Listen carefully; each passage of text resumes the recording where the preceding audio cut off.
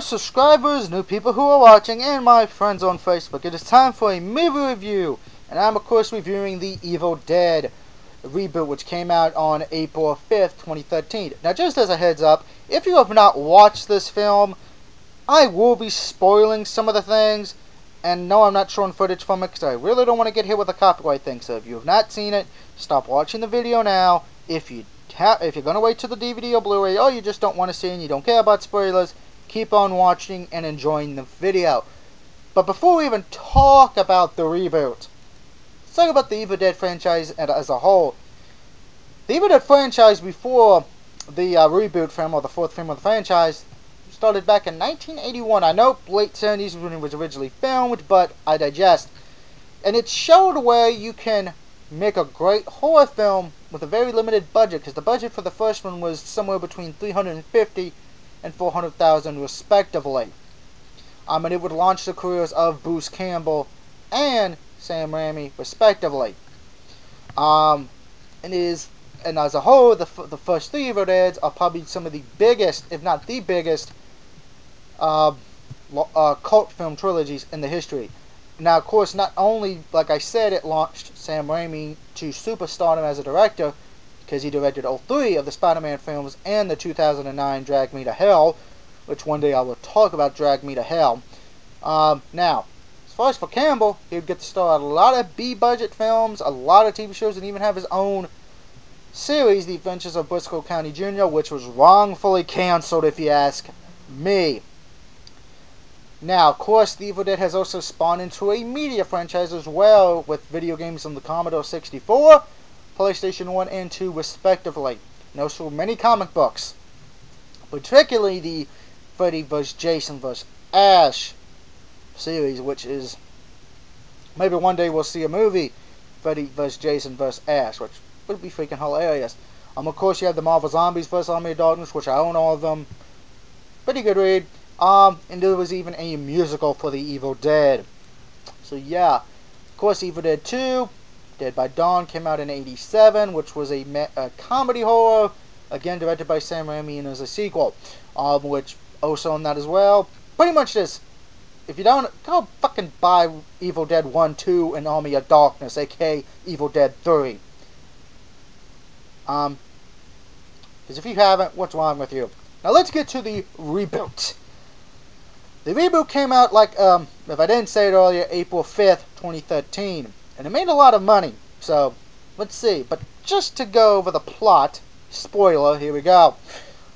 It starts off with an injured girl who is captured in the woods. Long story short, her father sets her on fire because she's a demon and then blows her fucking head off. Right there, you know, you are in probably not for a very fun experience if you're born a child. So if you took a child to see this, what the hell's wrong with you? Also, you should know if it's called Evil Dead, you're gonna see some fucked up shit. Which there wasn't a lot of fucked up shit. There was some good scares and some cheap scares, but I digest. After the bonfire at the beginning, a group of friends go into the woods. Now I'm gonna be honest, if you saw this cabin in the fucking woods, I would burn the thing and get the hell out of there.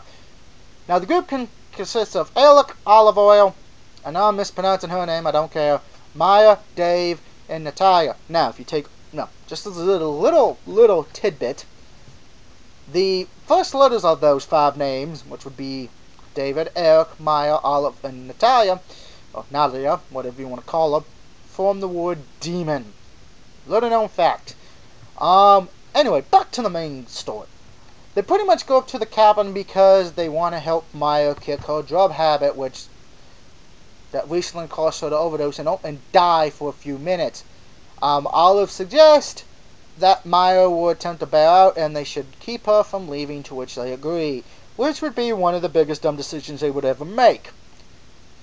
Now, upon entering the cabin, Maya complains about a stench of death, to which the rest of the group just brushes it off. However, after David's dog begins sniffing at the rug in the main room, they discover the door to the cellar, where they find animal corpses, barbed wire, a double-barrel shotgun, and the Book of the Dead. First complaint. One or two, and it doesn't affect the movie too much, but here's one. the Book of the Dead in this one, I just don't like how the way it looks. You know, I prefer the older one. You know, I know they updated it. You know, so it's updated for, you know, better graphics, better book, whatever. But if you're gonna really place this new book with the old one, the old book's gonna win every time. So in that regards, the old part wins. Definitely prefer the older book because the older book gives me nightmares. The newer one, looks like something that I'd probably just read and then go bye-bye. Now the book is covered in black trash bag and wrapped in barbed wire. Okay, that should have been the first clue right there, but I digest. It's a movie. I'm not expecting people to have intelligence. Ignoring the repeated warnings scored on its pages, Eric ends up reading a passage from the book aloud, which cast a demon. Ooh, must be an Oakland Raiders fan. That was a joke. That starts hunting Maya. Terrified, she pleads to the group to leave. They refuse, as agreed. Maya tries to drive away, but the demon, now taking the form of a darker version of Maya herself, chases her into the woods where she is possessed by the demon. Now, the way this possession is done, this is going to be my second complaint. It is paying homage to the original Evil Dead during that scene where the chick gets, in small part, gets raped by a freaking tree, which is what they did here. Now, granted, it's not bad, but it's not going to beat the classic. I do give them credit for paying homage to it, but you're not going to top that scene. Not a bad one, but really just leave that to what it was in the past. Now, the group finds Maya, takes her back to the cabin. Long story short, yeah, she becomes possessed and weird shit starts happening. The dog is found beledged to death with a hammer. Maya locks herself in the bathroom and pretty much tries to set her, boils herself to death, but somehow lives. David tries to go to a hospital, but a flood has blocked the road. Anybody remember that? Back at the cabin, they try to sedate Maya, but she shows up in the living room with a shotgun and shoots her brother in the arm. Maya tells the group in a demonic voice that they were not survived the night before collapsing to the floor. The nurse, Olive, tries to seize the shotgun, but Maya attacks her, vomiting blood on her face. During the struggle, Maya falls into the cellar and is locked in. Now, Olive goes to the bathroom and is retrieve more needles, but strangely does not return right away. Eric goes in to check on her, only to find that she has become possessed and has cut a large portion of her face from ear to ear, so to speak. She attacks Eric, stabbing him with a broken piece of a mirror and a syringe, but Eric managed to beat her head open with a broken piece of the sink. Gives a new meaning to the word in everything, including the kitchen sink. In this case, the bathroom sink. Immediately after that, David attempts to patch Eric's wounds. Nyla hears Maya crying in the cellar, goes to check on her. When Maya is revealed to still be possessed, she traps down in the basement, bites her hand, and vomits blood into her mouth. AKA demon on chick lesbian action is what it looks like to me. She is now not only is rescued by David, but a black infection starts spreading quickly up her arm from the wound in her hand. However, now is able to regain focus long enough to cut her own arm off with an electric knife. Now, this one to me is where they attempt to, one of two attempts to reincarnate the famous thing with Bruce Campbell cutting off his arm. This one, while it does make you think of it, it's not the better of the choice, but it is bloody enough. So if you love blood, you'll love this part. Now, after that, Eric attempts to destroy the book. That don't work. Reads on knowing that the demon is known as the Taker Swords needs to devour 5 souls in order to release the abomination from hell. To achieve this, the Taker must take Maya's body. Only ways to release her are to burn her, bury her alive, or dismember her. A personality attacks Dave and Eric with a nail gun and crowbar before ramming her arm is shot off by David and she bleeds to death. Now, David resolves to burn the cabin with Maya in it, but after overcoming with emotion as Maya sings a lullaby from their childhood, he comes up with another plan. He enters the cellar with tranquilizers, but Maya attacks him before Eric saves him. David pretty much knocks her ass the fuck out, buries her alive while she taunts him. After Maya dies, David brings her back up to life with a redneck version of a defibrillator, and it works. Now free from her possession, David goes back into the house with the car keys, but then is attacked by a possessed Eric. Okay, I gotta say something. If you were gonna bring her back, wouldn't the smart thing to be, I don't know, take the fucking keys with you when you buried her alive? I digest.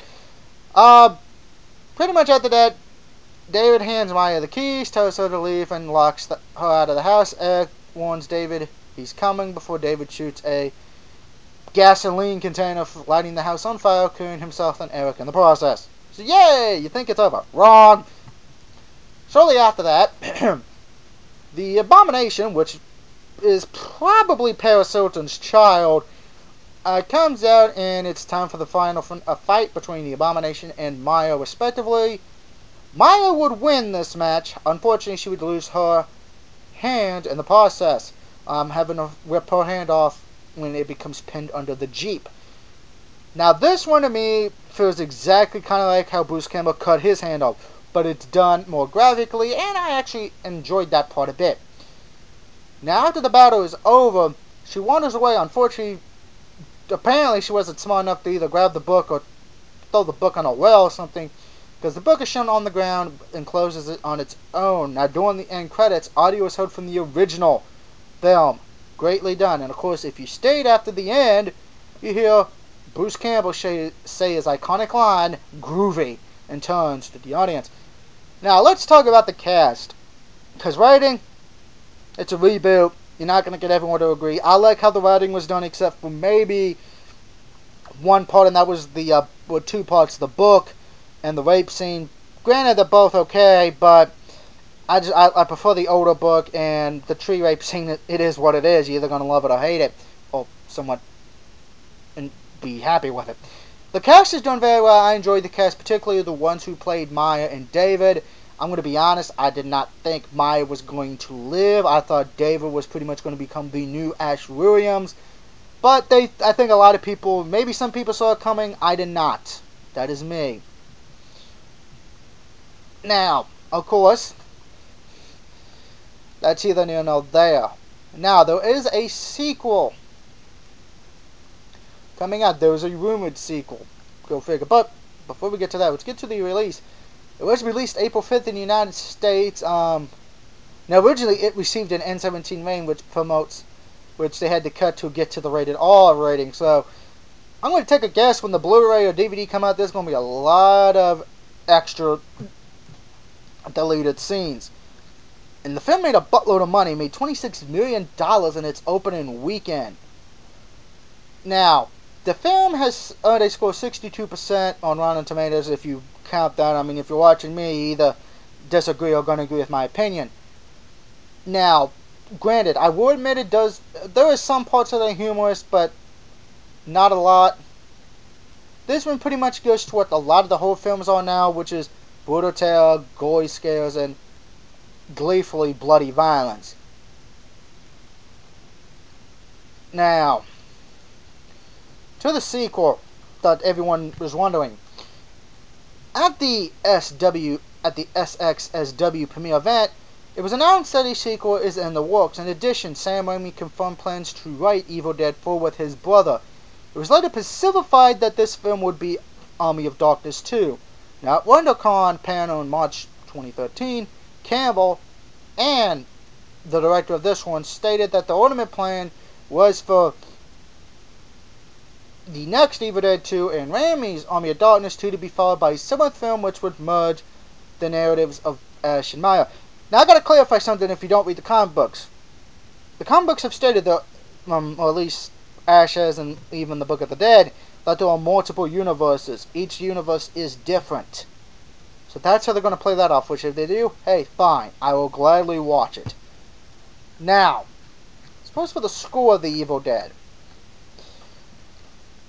You know, I was going to be honest, I didn't go in there thinking too much because it is a reboot. And normally, I'm not big onto the reboots category. I hate reboots with a passion normally. But in this case, I enjoyed the reboot immensely, and it gets something I rarely give out, even including in video games. Evil Dead 2013 gets a 5. Yes, that is right, a 5 out of 5. Definitely would recommend it. If you love horror films, you'll love this. If you love the original Evil Dead, just don't go in there thinking it's going to be like Evil Dead 1, else you will not enjoy it. You gotta throw that original Evil Dead stuff out of your head for this review, well, for the movie, to be more specific, because if you don't, you're probably not going to like it. But again, that is my opinion. Evil Dead 5 stars. Let me know what you think if you have seen the movie, if you enjoyed it or not. If you haven't, and you've sat through the spoiler warnings, what the fuck's wrong with you? Anyway, that's either near nor there. Like I said, I saw it on the opening weekend, but I waited till now, 1 month, because I wanted to make sure a lot of people have had a chance to see it. If you haven't seen it by now, I apologize. That's on you, not me. So yeah, Evil Dead, 5 stars. Now, of course, I will be reviewing another film later tonight or tomorrow, and that is a new Iron Man 3, because it's been reviewed by everybody and their brother, and I'm going to give it a shot. So until I see you next time, this is the DOUG signing off, and remember, whatever you do, do not read from the Book of the Dead. Have a good night, guys.